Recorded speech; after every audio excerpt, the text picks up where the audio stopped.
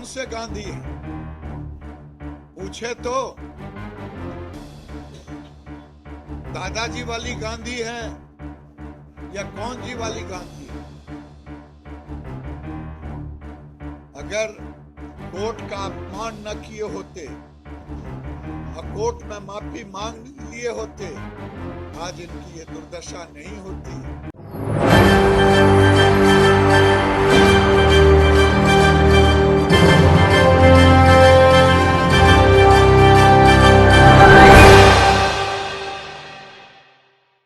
अब तो राहुल गांधी की संसद सदस्यता को वापस दिलवाने में सरकार की एक बड़ी भूमिका तो देखी जा रही है, लेकिन अब तो राहुल गांधी की संसद सदस्यता जो मिल सकती है या मिलने वाली है, उस पर यह देखा जा रहा है कि अब तो मोदी जी भी कुछ नहीं कर पाएंगे, क्योंकि कर्नाटक चुनाव के नतीजे आने के बाद ये कहा जा रहा है कि राहुल गांधी की कांग्रेस पार्टी की जो ताकत बढ़ी है, इसके आधार पर आगे काम किया जाएगा।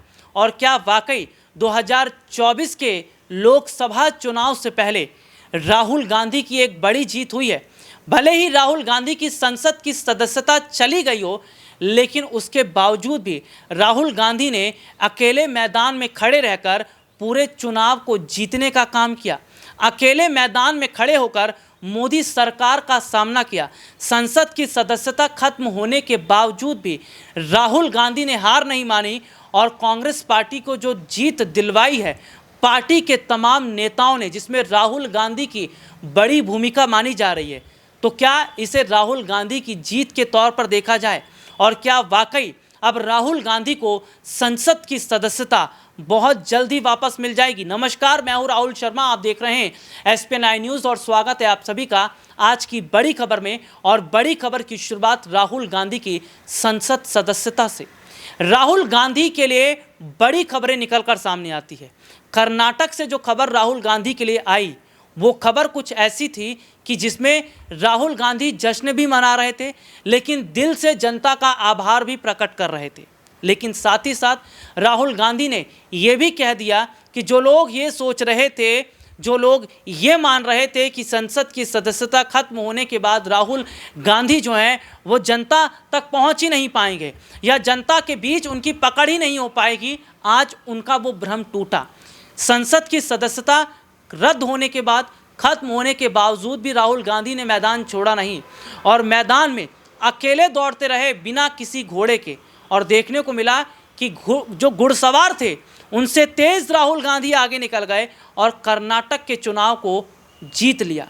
और कर्नाटक चुनाव जीतने के बाद कांग्रेस पार्टी जहां जश्न मना रही है, खुशियां मना रही है, तो वहीं दूसरी तरफ ये कहा जा रहा है कि जल्द ही अब राहुल गांधी की संसद की सदस्यता का मुद्दा भी कोर्ट में उठाया जाएगा, क्योंकि ये कहा जा रहा था कांग्रेस पार्टी की तरफ से कि राहुल गांधी का जो संसद की सदस्यता गई है वो 2024 से पहले उन्हें दिलवा दी जाएगी। तो क्या वाकई राहुल गांधी ने हार कर भी चुनाव को जीत लिया और बीजेपी चुनाव हार कर भी बिल्कुल पूरी तरीके से हार गई? क्योंकि राहुल गांधी की संसद सदस्यता खत्म होने के बाद जिस तरीके से ये कहा जा रहा था भारतीय जनता पार्टी के नेताओं की तरफ से, मंत्रियों की तरफ से, कि राहुल गांधी अगर माफ़ी मांग लेते तो संसद की सदस्यता खत्म नहीं होती, राहुल गांधी अगर झुक जाते तो ख़त्म नहीं होती संसद की सदस्यता। लेकिन राहुल गांधी ने कहा था कि भाई संसद की सदस्यता खत्म हो या ना हो, उनके लिए देश की जनता का प्रेम मायने रखता है और देश की जनता उनके साथ है। मैं अपने दर्शकों को सिलसिलेवार तरीके से कुछ खबरों को दिखाऊंगा, जिसमें मैं अपने दर्शकों को दिखाऊंगा कि जब राहुल गांधी की संसद की सदस्यता जाती है तो बीजेपी के नेताओं के चेहरे पर एक अलग मुस्कान होती है, लेकिन वही मुस्कान आज गायब हो गई है, क्योंकि कर्नाटक चुनाव के नतीजे तय कर चुके हैं कि हिंदू बनाम मुसलमान जो बीजेपी ने करने की कोशिश की उसका असर नहीं हुआ, लेकिन नफरत के बाजार में मोहब्बत की दुकान तो खुल गई। चलिए अपने दर्शकों को दिखाते हैं बीजेपी के ये दिग्गज नेता राहुल गांधी की संसद सदस्यता जाने पर क्या कुछ कह रहे थे। देखिए एक रिपोर्ट। कौन से गांधी हैं? पूछे तो दादाजी वाली गांधी है या कौन जी वाली गांधी है?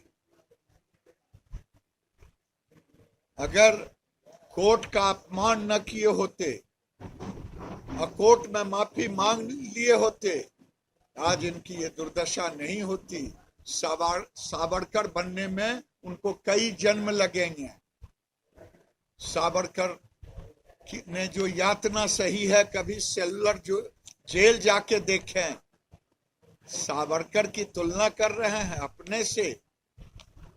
सावरकर ने तो कुर्बानी दे दी देश के लिए। विपक्ष की कई नेता एकजुट हो गए और कह रहे हैं कि अब दूसरी का आपातकाल लग गया है देश में। क्या इसका चुनाव पे असर पड़ेगा? लेकिन मैं जानता हूं कि करोड़ों अति पिछड़े समाज को गाली देने की सजा कोर्ट ने भी दी है और आने वाले दिन भी कांग्रेस पार्टी को भुगतना पड़ेगा। रिपोर्ट आपने देखी, एक रिपोर्ट और दिखाऊंगा जो कांग्रेस पार्टी की तरफ से है, कांग्रेस प्रवक्ता पवन खेड़ा, जिसमें उनका कहना था कि एक व्यक्ति, एक इंसान जो इतनी बड़ी यात्रा करके आ रहा है, जिसने इतनी बड़ी यात्रा की, भारत को जोड़ने का काम किया, वो भारत को तोड़ने की बात कर सकता है, वो भारत को अलग करने की बात कर सकता है। कर्नाटक चुनाव के नतीजों ने बता दिया ना कौन भारत को जोड़ रहा है, कौन भारत को तोड़ रहा है। और भारत को तोड़ने के सही मायने क्या बीजेपी ने नहीं किए? कर्नाटक चुनाव से पहले अली वर्सेस बजरंगबली आपने कर दिया, हिंदू मुसलमान कर दिया। जो स्मृति ईरानी, जिन्हें महिलाओं के मुद्दों पर बोलना चाहिए था, जो महिलाएं जंतर मंतर पर काफ़ी समय से बैठी हैं, प्रोटेस्ट कर रही हैं, एक बार भी स्मृति ईरानी ने उन पर चुप्पी नहीं तोड़ी। लेकिन ये कहा गया कि प्रियंका गांधी ने नमाज पढ़ी है। यह कोई चर्चा का विषय था? विषय तो यह है कि सरकार उन मुद्दों पर बात क्यों नहीं कर रही जो मुद्दे ज़रूरी हैं। तो ये सीधे तौर पर देखा जा रहा है कि जनता ने यह बता दिया कि वो राहुल गांधी के साथ है। और सीधे तौर पर राहुल गांधी की जो संसद की सदस्यता गई है, क्या इसके पीछे की वजह नहीं है क्योंकि उन्होंने सरकार से सवाल पूछ लिए थे? अडानी और मोदी से जुड़े रिश्तों पर जो सवाल उन्होंने पूछा भरी संसद में, उसी लिए तो राहुल गांधी की संसद की सदस्यता गई। लेकिन राहुल गांधी ने तो खुद कहा था कि मैं सवाल पूछना बंद नहीं करूंगा, क्योंकि सवाल पूछना लोकतंत्र में सबका अधिकार है, चाहे जनता हो चाहे विपक्ष हो। सवाल सरकार से नहीं पूछे जाएंगे तो किससे पूछे जाएंगे? लेकिन सरकार तो सवालों से डरती है। इसीलिए तो प्रधानमंत्री नरेंद्र मोदी जी जो अभी तक इंटरव्यू उन्होंने दिए हैं, वो इंटरव्यू आप देखिए ना, उसमें क्या कहा जाता है। पीएम मोदी जी से कैसे सवाल होते हैं कि पीएम मोदी जी आम चूस कर खाते हैं कि काट कर खाते हैं? अच्छा, इतने फिट कैसे रहते हैं, फाइन कैसे रहते हैं, क्या योगा करते, व्यायाम करते? ये कोई सवाल है? सवाल तो यही है कि मोदी जी आपने अडानी को फ़ायदा क्यों पहुंचाया, या मोदी जी के राज में पुलवामा जैसा जो हमला हुआ, इसमें सरकार की गलती है, इसमें सरकार को क्या बोला? कुछ नहीं बोला गया। तो मैं अपने दर्शकों को एक रिपोर्ट दिखाता हूं, कांग्रेस पार्टी के प्रवक्ता पवन खेड़ा क्या कुछ कह रहे हैं। राहुल गांधी ने इस देश के दिल में जगह बना ली। जो आदमी 4000 किलोमीटर पैदल चलेगा, पांव में छाले, घुटने में दर्द, मुंह पे मुस्कान, लोगों से मिलता हुआ, लोगों की सुनता हुआ चला जा रहा हो, देश को जोड़ने के लिए चला जा रहा हो, उस पर आप आरोप लगाते हैं कि वो देश को बांट रहा है। आप पर लोग हंस रहे हैं।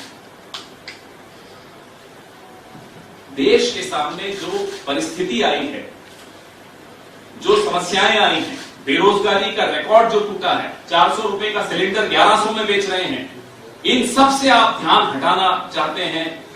कभी आपस में लड़वा के ध्यान हटवाते हैं, अनर्गल आरोप लगाते हैं। लेकिन अब तो आपने हद कर दी। 18 घंटे आप काम करते हो। वैसे हम गौतम भाई को भी रिक्वेस्ट करते हैं, क्यों इतना काम लेते हो प्रधानमंत्री से, थोड़ा आराम कर दो। 18 घंटे आप गौतम भाई के लिए काम करते हो, हमारा ये आरोप है आप पर।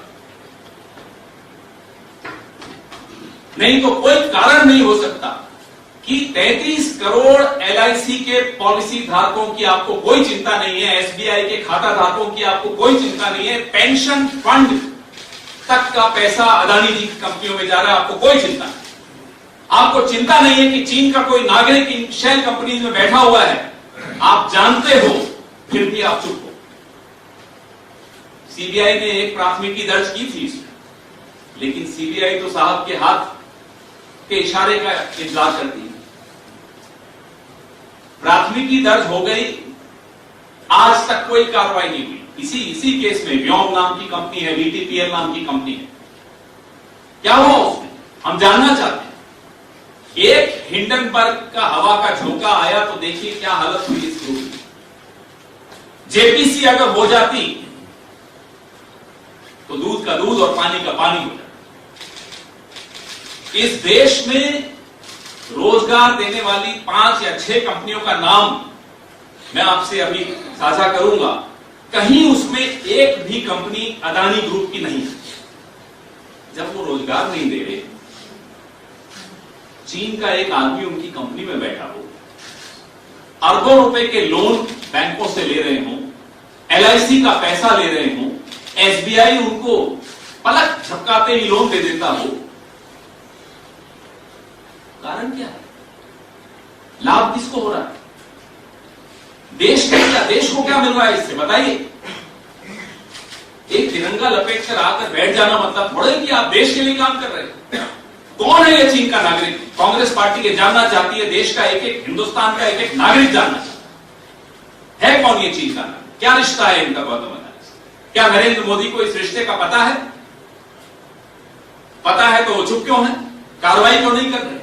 ये रिपोर्ट आपने देखी जिसमें विस्तार से ये देखा जा रहा है कि जो तस्वीर इस वक्त की है वो यही है कि राहुल गांधी ने अगर मोदी जी से सवाल नहीं पूछे होते तो उनकी संसद की सदस्यता नहीं जाती, लेकिन राहुल गांधी ने कहा कि संसद की सदस्यता चली गई। इसका मतलब ये थोड़ी कि राहुल गांधी बोलना छोड़ देंगे या राहुल गांधी जनता की आवाज़ को उठाना बंद कर देंगे। अभी भी तो उठा ही रहे हैं, अभी भी महंगाई, बेरोजगारी, अडानी, JPC, पुलवामा, तमाम मुद्दों की जांच करें तो ये सीधे तौर पर देखा जा रहा है कि राहुल गांधी को डराने की कोशिश काफ़ी हद तक की गई, संसद की सदस्यता छीन ली गई, लेकिन उसके बावजूद भी राहुल गांधी का जो क्रेज़ कर्नाटक में देखने को मिला, जो कांग्रेस पार्टी ने जो चुनाव जीता जिस तरीके से, वो कहीं ना कहीं बताता है कि भारत जोड़ो यात्रा को असर तो हुआ, जनता ने देखा, सुना और प्रभाव पड़ा। और शायद यही राहुल गांधी हैं जो कांग्रेस को आगे का रास्ता भी दिखा रहे हैं और शायद 2024 में PM मोदी के लिए मुश्किलें भी खड़ी कर रहे हैं। तो मेरा देश की जनता से सवाल है, क्या वाकई राहुल गांधी की